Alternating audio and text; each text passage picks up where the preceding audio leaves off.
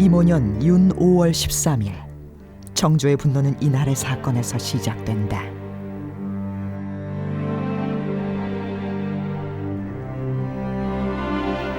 뒤주에 갇혀 죽어야만 했던 정조의 아버지 사도세자.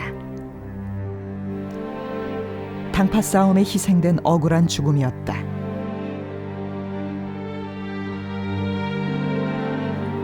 어린 세손은 아버지의 죽음을 똑똑히 지켜보고 있었다.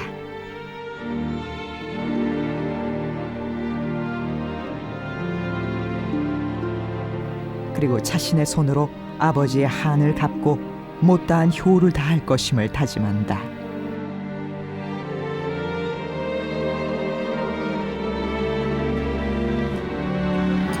사도세자는 8일 동안 뒤주에 갇혀 있다 죽게 되는데, 당시 뒤주를 지키던 포도대장 구선복과 그의 수졸들은 사도세자를 조롱하고 있었다. 떡을 먹고 싶으냐 떡을 주래. 술을 먹고 싶으냐 술을 주래. 아유, 잠깐만. 당연히 복수심이 생길 수밖에 없죠. 생부가 이제 사망하는 걸 목격하는 처지였고, 그런 상황에서 본인이 할 수 있는 게 전혀 없었던 거니까요. 그래서 실제로 영조 말년에 본인이 이제 왕이 되기 직전에 그 아버지 무덤을 참배하는 행사가 있습니다. 참 눈물겨운 장면인데.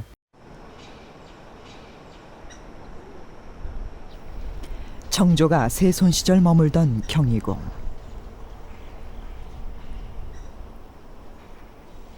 이곳에서 정조는 무수한 고초를 겪었다. 당시에 어려웠던 상황을 정조는 일기로 남겼다. 내가 이렇게 일기를 쓰는 것은 지금 당하는 핍박을 후세에 전하여 알게 하기 위해서다.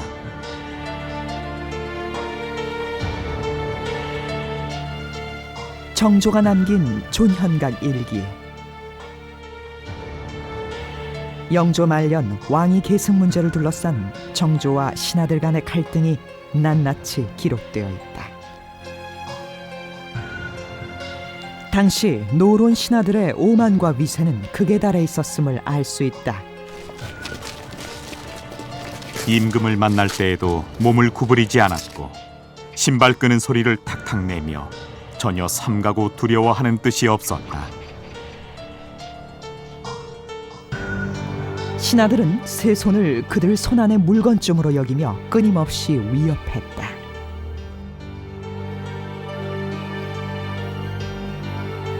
흉도들이 신복을 널리 심어놓아 밤낮으로 엿보고 살펴 위협할 거리로 삼았다.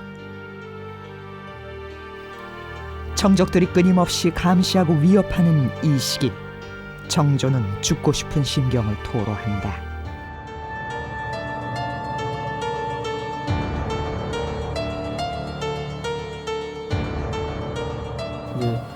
이 사도세자의 아들인 정조가 왕이 오르면 옛날에 연산군이 그랬던 것처럼 우리는 굉장히 그 멸문지화의 위기에 처할 것이다 라고 했고, 어떻게든 이 세손 정조 이 산을 막아야겠다라고 하는 게 거의 다 같이 그냥 뜻을 모으는 것이었죠. 노론을 필두로 한 대신들은 노골적으로 세손을 반대했다. 동궁께서는 노론이니 소론이니 알 필요가 없으며 이조 판서와 병조 판서의 일 또한 알 필요가 없습니다. 조정의 일에 관해선 더욱이 알 필요가 없습니다. 이른바 세손이 세 가지를 알 필요가 없다는 삼불필지설. 조정의 모든 일을 기록해야만 하는 사관은 노론 대신에 협박으로 이를 기록하지 못했다. 신하들의 권세는 나라보다도 높은 상황이었다.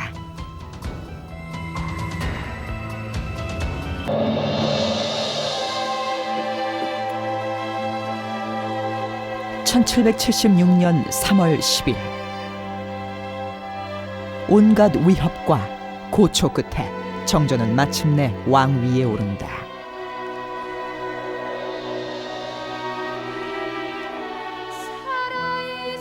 즉위 당일 정조는 대신들이 보는 앞에서 자신이 사도세자의 아들임을 천명했다.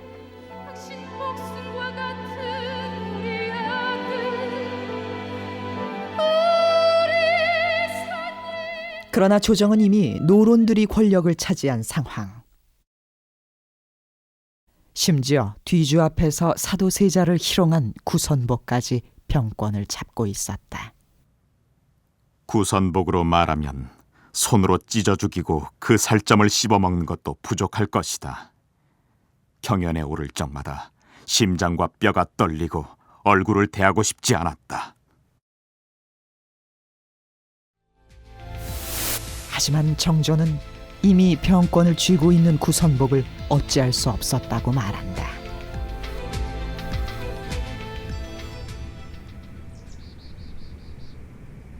즉위 초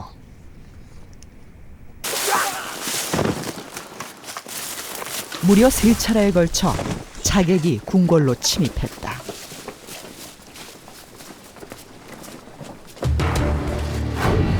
당시의 정조실록 곳곳에는 정조가 위협받은 상황들이 기록되어 있다.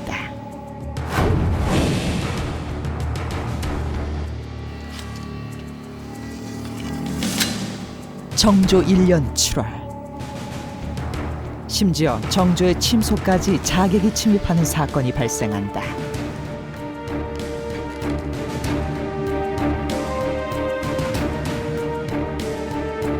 물리적인 위협에 더해 신하들은 왕위 계승의 정당성까지 문제 삼기 시작했다. 죄인의 아들인 정조를 왕으로 인정할 수 없다는 것이다.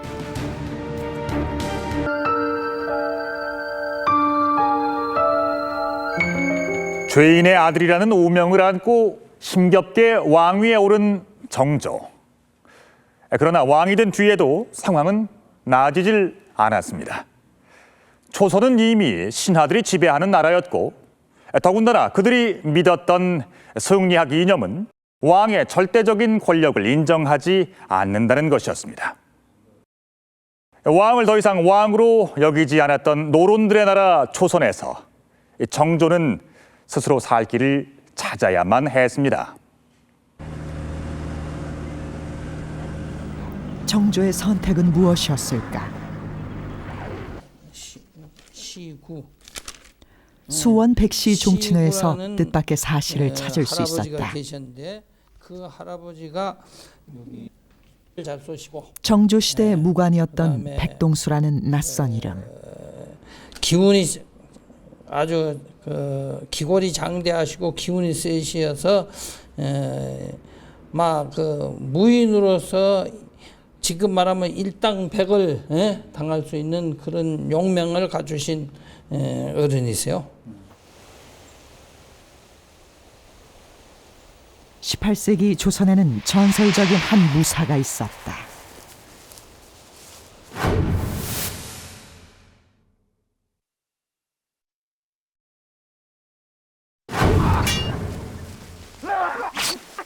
그의 무에는 따를 자가 없었다.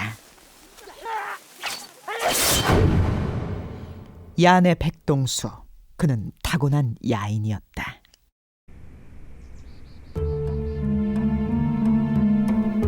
정조가 주목한 것은 바로 이런 무사였다. 무가 천시되던 조선시대, 정조는 실력 있는 무사의 양성을 통해 조선 무예의 혁신을 이루고자 했다. 이송모, 이상현, 조중정. 정조 시대에는 총 37번의 무과 시험이 치러졌는데 매 시험마다 많은 무사들이 배출되었다.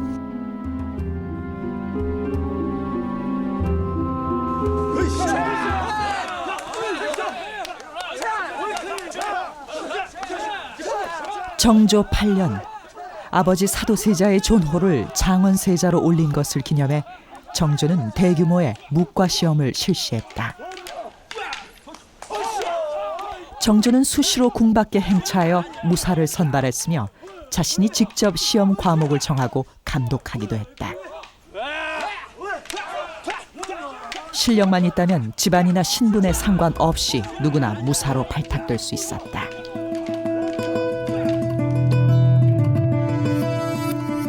이날 시험에서는 무과의 정원 우회 합격자만 2,900명이 넘었다. 응시생 중엔 70, 80이 된 노인들도 있었다.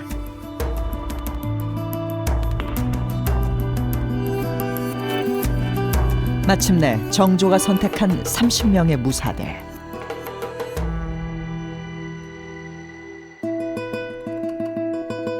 이 30명을 기반으로 정조의 호위군대 장용영은 탄생했다.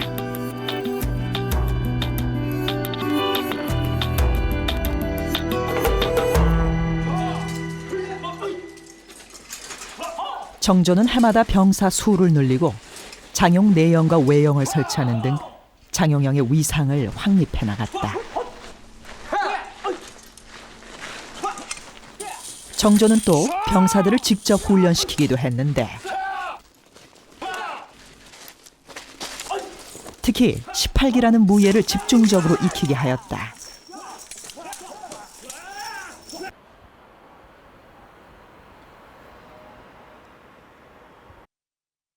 정조는 18기의 보급을 위해 이를 집대성한 무예서도 편찬했다. 이게 무예도 보통지? 예, 이것이 정조대왕께서 편찬하신 무예도 보통지입니다. 사도세자가 완성한 18기에 마상무예 6기를 더해 편찬된 책이 무예도보통지다. 정조는 이 책을 병사들에게 나누어주고 18기를 쉽게 익히도록 했으며 각 군대마다 18기를 중심으로 훈련 방식을 통일하도록 했다.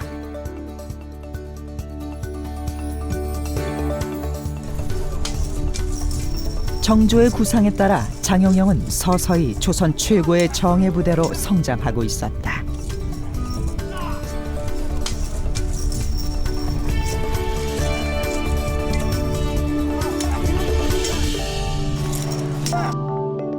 장용영 고사에는 당시 장용영 병사들의 훈련 양이 기록되어 있다. 하루 3,000발 이상의 활을 쏘기도 했을 만큼 병사들은 강도 높은 훈련을 받았다.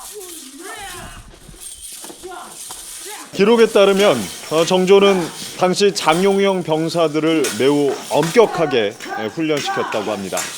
그리고 훈련이 끝난 후에는 병사 개개인의 무예 실력을 하나하나 확인하고 그것들을 세세하게 기록해뒀을 정도였다고 합니다.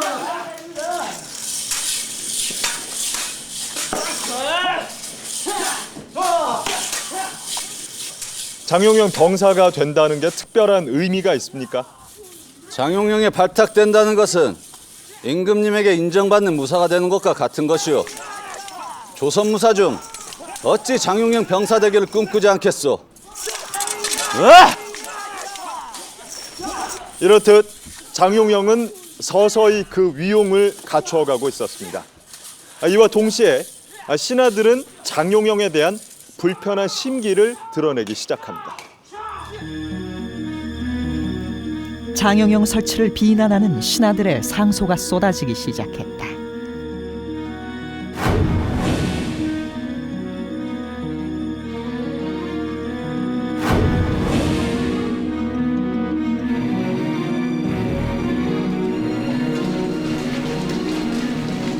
당시 군권은 노론을 위시한 양반 세도 가문에서 장악하고 있었다. 군대는 노론 권력층과 결탁한 지 오래였다. 가병, 다문. 군대가 임금의 손을 떠나 사병화되고 있음을 정조는 우려하고 있었다.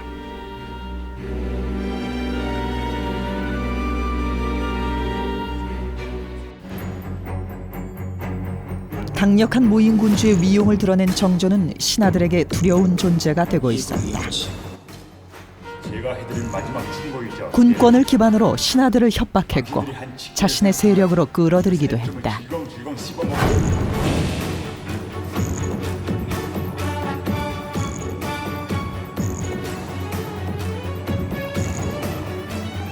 지금까지는 준비 단계였다. 정조는 앞으로 더 큰 폭풍이 닥칠 것임을 예고하고 있었다.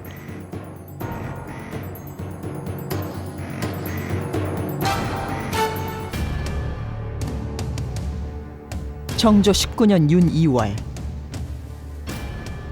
아버지 사도세자와 어머니 해경궁 홍씨의 회갑을 맞아 정조는 화성 행차를 계획한다.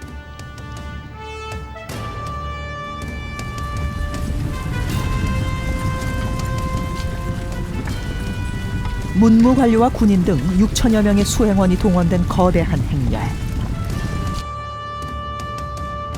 그러나 이는 단순히 회갑잔치를 위한 행사는 아니었다.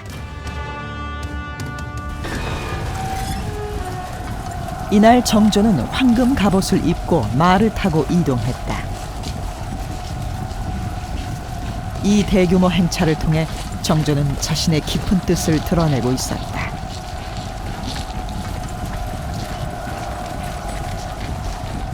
화성에서 정조는 야간 훈련을 실시했는데 당시 현장을 그린 연고도를 통해 그 규모를 짐작할 수 있다.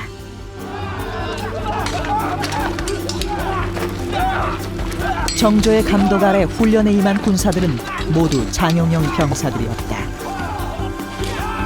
병사들은 그동안 갈고 닦은 무예 실력과 정렬된 군대의 위용을 마음껏 드러냈다.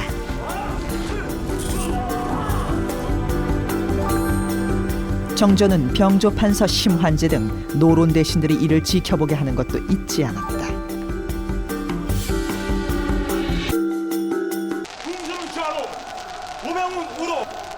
정조는 화성에서 제일 높은 곳인 서장대에 올라가 군대를 진두지휘했다. 전시도 아닌 시기에 임금이 황금 갑옷을 입고 친히 군사들을 훈련시킨 것이다. 사상 유례가 없는 일이었다.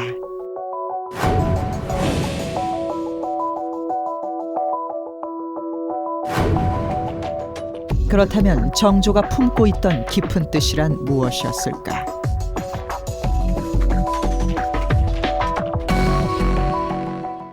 (6천) 명의 군대가 동원이 되거든요. 그리고 그 서장대에서 이제 오후부터 새벽까지 군사훈련을 할 때, 기동훈련을 할 때는 수천 명의 군대가 밤새 이제 군사훈련하는 그런 장면이 나타납니다.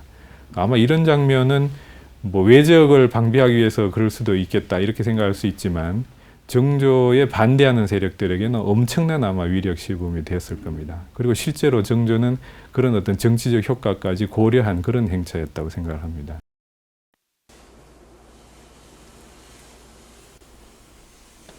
정조가 꿈꾼 정치, 그것은 과연 어떤 것이었을까? 정조가 그린 국화도 그림 한 켠에 정조의 호가 낙관으로 찍혀 있다.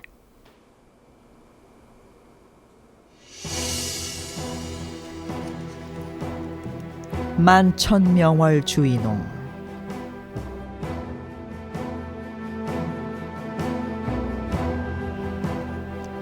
정조는 자신이 모든 하천을 비추는 달빛 같은 존재라 말한다. 그리고 신하를 구름에 비유하면서 임금과 백성 사이에 구름이 끼지 않는 정치가 좋은 정치임을 강조한다. 정조가 꿈꾼 것은 바로 임금과 백성이 직접 만나고 영향을 주고받는 정치였다. 그 지배하는 자는 왕 하나면 된다. 나머지 이 신민들이 다 같은 백성, 같은 동포란 마음을 가지고 더불어 살아가는 것이 좋은 나라다라고 보는 것이고, 그래서 달과 어떤 그런 많은 시냇물의 그런 어떤 직접적 관계와 어떤 조화로운 중간에 간신배가 끼지 않는 그런 정치를 생각했던 거죠. 그러나 정조의 사상은 당시 노론들이 받아들일 수 없는 것이었다. 임금도 4대부의 일원으로서 임금과 신하가 함께 백성을 다스려야 한다고 믿었다.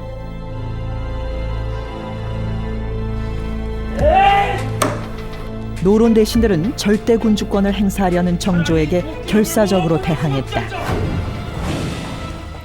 도끼를 찢고 혈서까지 써내던 상황.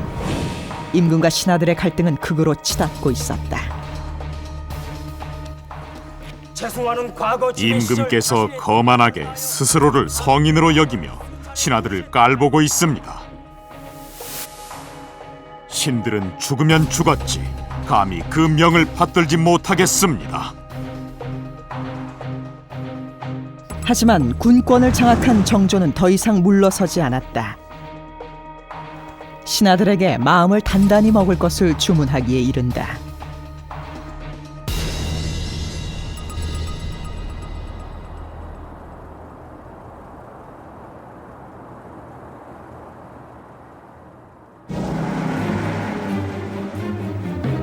정조 24년 5월 30일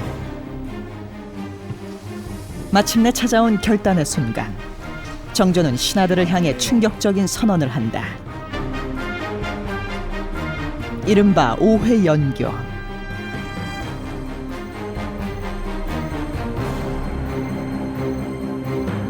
아버지 사도세자의 죽음에 대한 신하들의 책임을 묻고 정조의 개혁 정치를 반대해온 노론 세력들을 척결하겠다는 협박에 가까운 선언이었다.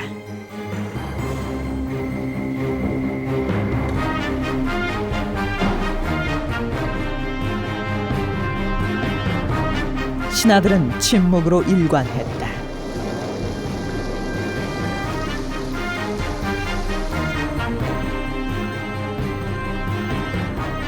이로써 정조와 신하들의 결별은 시작되었다.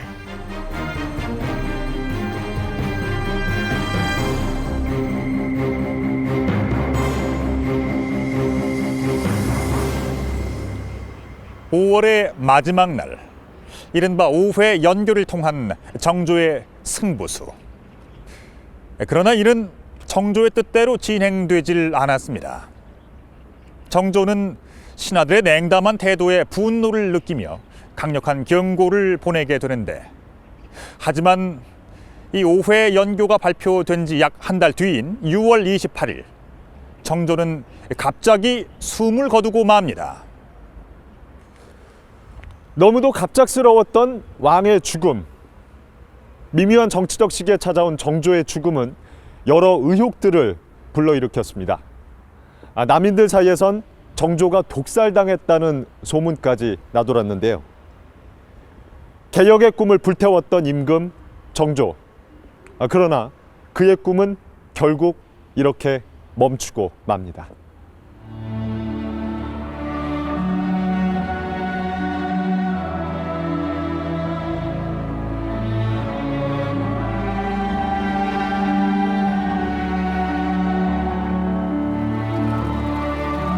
정조의 죽음과 함께 그가 이룬 개혁의 발판들도 모두 사라졌다. 장용영은 해체되었고 백동수와 같은 무사들은 대거 숙청당했다.